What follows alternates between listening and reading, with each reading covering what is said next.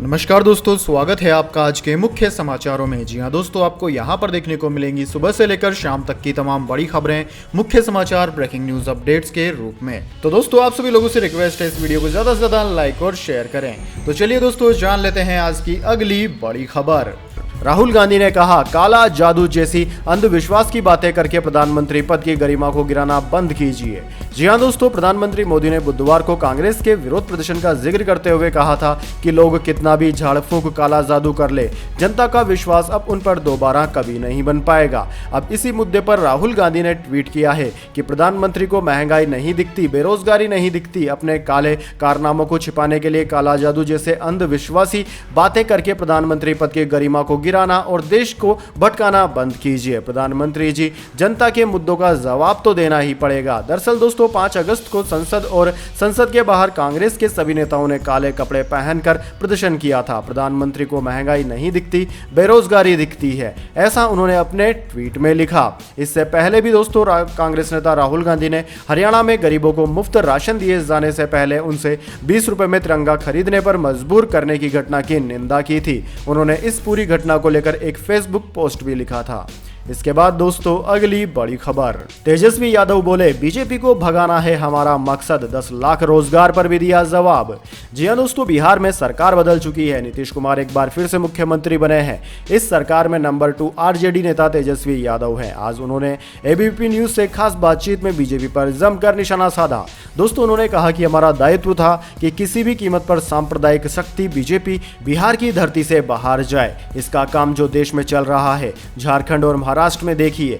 JP Nadda ने कहा कि क्षेत्रीय दलों को खत्म कर देंगे। इसका मतलब है कि लोकतंत्र को खत्म कर देंगे। यह लोकतंत्र की धरती बिहार सहने वाला नहीं है। तेजस्वी यादव ने 10 लाख रोजगार के दावों पर कहा कि इस संबंध में मुख्यमंत्री नीतीश कुमार से बातचीत हुई है। मुख्यमंत्री ने भी खुद इसकी बात कही है। हमने नौकरियों की भी बात कही है। आरजेडी नेता ने 2024 में विपक्षी एकजुटता और प्रधानमंत्री पद के लिए नीतीश कुमार की दावेदारी पर भी बयान दिया। उन्होंने कहा कि समान विचारधारा वाले सभी दलों को एकजुट हो जाना चाहिए। नीतीश कुमार के फैसले पर निर्भर करता है कि वह प्रधानमंत्री के चेहरे होंगे या नहीं। तेजस्वी यादव ने कहा कि हम लोगों में पहले बिखराव हुआ, गलती थी, हम जानते हैं। लालू यादव और नीतीश कुमार ने महागठबंधन बनाया था, पूरे मन से इस बार गठबंधन हुआ है। नीतीश कुमार ने निडर होकर फैसला लिया है। ईडी और सीबीआई का डर दिखाया जाता है। मैं उन्हें न्योता देता हूं कि घर में आकर दफ्तर बना लीजिए।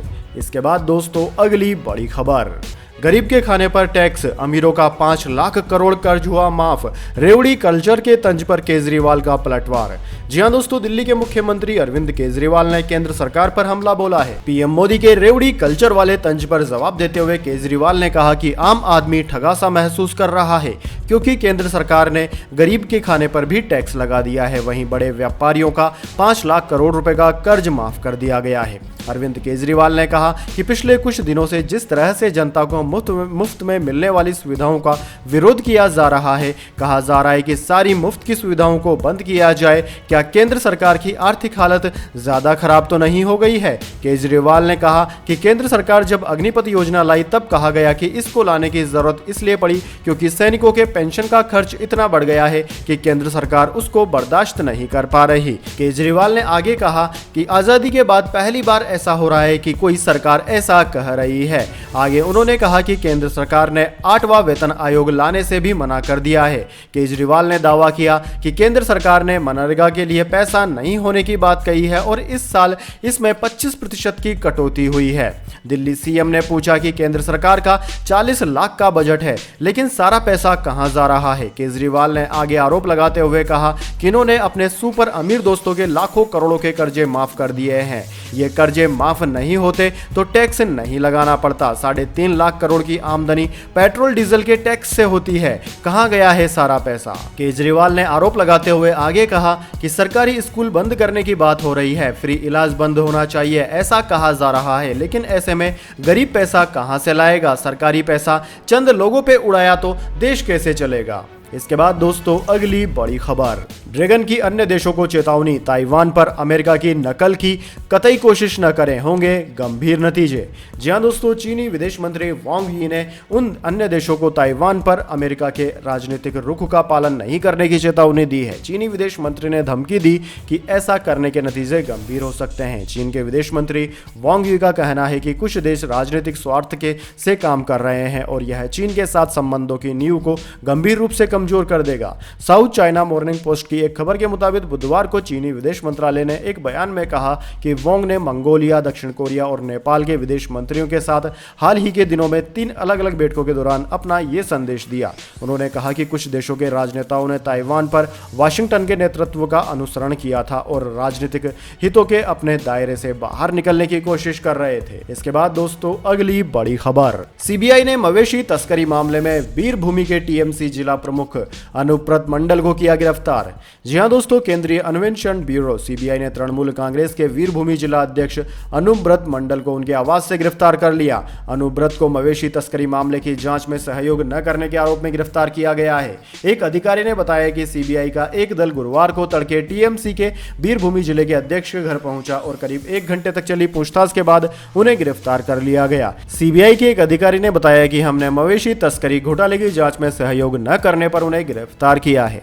उन्होंने बताया कि मंडल को हेल्थ चेकअप के लिए अस्पताल ले जाया गया।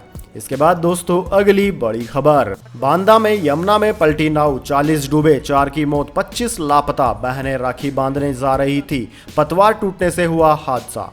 जी हां दोस्तों, बांदा के फतेहपुर जा रही नाव यमुना नदी में डूब गई। नाव में 40 लोग सवार थे, इनमें 20 से 25 लोग लापता बताए जा रहे हैं। दोस्तों बताया जा रहा है कि महिलाएं रक्षाबंधन पर राखी बांधने के लिए मायके जा रही थी। हादसा पतवार टूटने की वजह से हुआ। गोताखोरों ने लापता लोगों की तलाश शुरू कर दी है और अब तक 4 शव निकाले जा चुके हैं। कुछ लोग तैरकर बाहर निकल गए। दोस्तों नाव पलटने की घटना पर सीएम योगी आदित्यनाथ ने दुख जताया। मुख्यमंत्री ने जिलाधिकारी, डीआईजी, एनडीआरएफ और एसडीआरएफ की टीम को तत्काल मौके पर जाने के निर्देश दिए हैं। रक्षाबंधन पर्व पर संगरा गांव से महिलाएं व लोग मरका घाट पर पहुंचे थे। यमुना नदी पार करके फतेहपुर जिले के असोधर घाट जाने के लिए नाव पर करीब 40 लोग सवार हुए थे। यमुना नदी में विषधारा में पहुंचते ही नाव असंतुलित होकर पलट गई। इसके बाद दोस्तों अगली बड़ी खबर, पकड़ी गई फरमानी नाज की चोरी, यूट्यूब ने हटाया हर हर शंभू गाना। जी हां दोस्तों, हर हर शंभू गाना गाकर सुर्खियों में आई फरमानी नाज को लेकर एक बड़ी खबर सामने आई है। फरमानी नाज के यूट्यूब अकाउंट से हर हर शंभू गाना हटा लिया गया है। दरअसल दोस्तों सावन के महीने में हर हर शंभू के गाने की गूंज हर घर में गूंज रही थी। इस गाने को लोगों ने इतना पसंद किया था कि फरमानी नाज रातों रात स्टार बन गई। फरमानी को इसके लिए कुछ मुस्लिम कट्टरपंथियों से धमकी भी मिली, लेकिन वो बिना डरे अपना काम करती रही।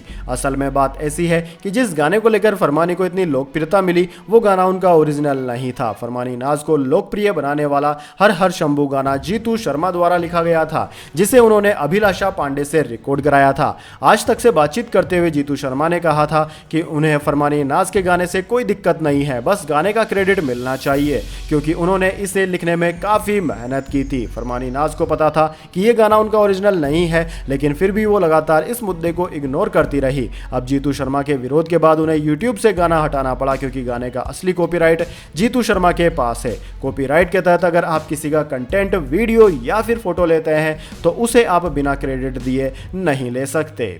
इसके बाद दोस्तों अगली बड़ी खबर, 28 घंटों से बेहोश राजू श्रीवास्तव वेंटिलेटर पर, छोटा भाई काजू भी एम्स में हुआ भर्ती। उन्हें राजू की हालत के बारे में नहीं बताया गया।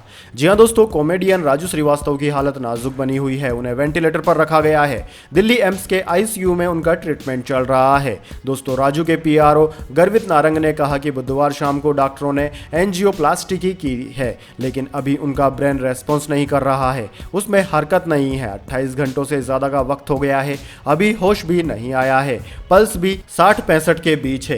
राजू के हार्ट के एक बड़े हिस्से में 100% ब्लॉकेज था। वहीं गर्वित ने बताया कि राजू के छोटे भाई काजू का भी एम्स में इलाज चल रहा है। राजू के भाई काजू श्रीवास्तव को भी एम्स में एडमिट कराया गया। कान के नीचे गांठ का ऑपरेशन किया गया है। बीते 3 दिनों से वे एम्स में एडमिट है, लेकिन राजू श्रीवास्तव की सेहत के बारे में उन्हें कोई जानकारी नहीं दी गई है। राजू का इलाज एम्स में ही 2nd फ्लोर स्थित कार्डिक यूनिट के आईसीयू में चल रहा है। वहीं दोस्तों काजू का 3rd फ्लोर पर इलाज चल रहा है। इसके बाद दोस्तों अगली बड़ी खबर, गुजरात चुनाव से पहले दिल्ली के मुख्यमंत्री केजरीवाल ने लगाई वादों की झड़ी, महिलाओं को 1000 मासिक भत्ता देने का ऐलान।